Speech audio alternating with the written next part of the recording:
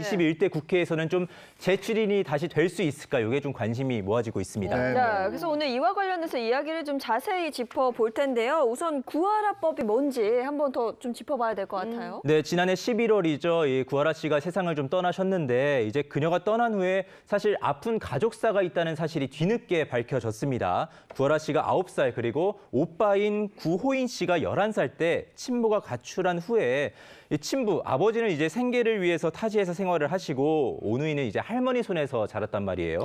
그런데 이제 20년 전에 친권을 포기한 후 남남처럼 지냈던 이 친모가 구하라 씨 사망 후에 갑자기 변호사를 대동하고 찾아와서 재산 분할을 요구하게 된 겁니다. 네, 저도 기억이 나는데 사실 이 소식이 전해지면서 뭐 국민청원까지 올라오고 대단했죠. 그랬었죠. 네, 맞습니다. 이후에 국민청원을 통해서 이제 자녀의 양육 의무를 저버린 이 부모에게 상속을 금지해야 된다. 일명 구하라법이 이제 법사위에 논의가 됐었습니다.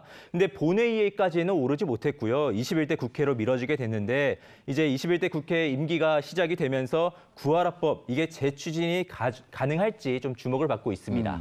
저도 딸이자 두 아이의 엄마라서 더 좀 속상하긴 하더라고요. 네. 솔직히 친권 포기했죠. 그리고 연락도 끊고 살았죠. 근데 그 어머니에게 이게 재산 상속된다는 게 이게 전 좀 말이 안 되는 것 같아요. 근데 이제 법적으로는 어쩔 수가 없는 상황인 게 뭐냐면요. 구하라 씨 같은 경우는 미혼이었잖아요. 다른 가족이 없기 때문에 구하라 씨의 이제 모든 재산이 이제 부모에게 상속이 되는 거예요. 근데 부모님이 계시는데 이제 아버지는 당연히 상속을 받게 되겠고요. 근데 아버지는 본인의 상속분을 이제 그 아들 구하라 씨 오빠한테 양도를 했어요. 그럼 나머지 50%에 대한 상속분이 이제 친모한테 있는데 이 친모가 자신의 상속분을 달라고 이제 청구한 것입니다. 그런데 이제 또 구하라 씨와 동갑내기 절친으로 생전에도 좀 친분이 있었다고 알려졌던 이제 고 설리 씨도 사실 네, 맞아요. 같은 분쟁에 좀 휘말린 적이 있거든요. 네. 이제 이분도 이제 부모님이 이혼 후에 사실 남남처럼 지냈었는데 네. 이 친아버지가 설리 씨 사망 후에 유산 상속 문제로 또 유족들에게 연락을 해왔다면서 이 설리 씨의 둘째 오빠인 최모 씨가 이 본인의 SNS에 정말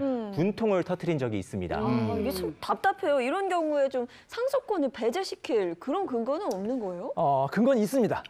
진짜요? 네, 근거는 어, 있습니다. 다행이네요. 네. 오, 근거가 있어요? 하지만 안타깝게도 굉장히 제한적이에요. 엄격합니다. 네. 범위가. 네. 그럼 못 받는 게 아니잖아요. 어떤 자, 경우에? 우리 민법이 조항이 많거든요. 1004조가 있어요. 1004. 근데 천사랑 반대되는 행동이 있거든요. 예를 들어서 가족을 살해한다든지 유언장을 위조한 사람 같은 경우는 상속을 받을 수가 없어요. 상속 결격 사유가 돼 있는데 이번 구하라 씨 사건 같이 이 고인을 보호하거나 양육하지 않는 경우에는 여기 해당하지 않는 거예요. 그래서 부모님 같은 경우에도 몇십 년 동안 전혀 연락도 없었다. 부양을 하지 않았다. 이 경우에도 상속을 받을 수가 있는 거예요. 그래서 구하라 씨 오빠 같은 경우에는 이 사례 같이 이 고인을 현저하게 유기하거나 그다음에 보호 의무하지 않는 경우에는 상속인이 될 수 없게 하자. 그런 법을 이제 입법 청원한 것입니다.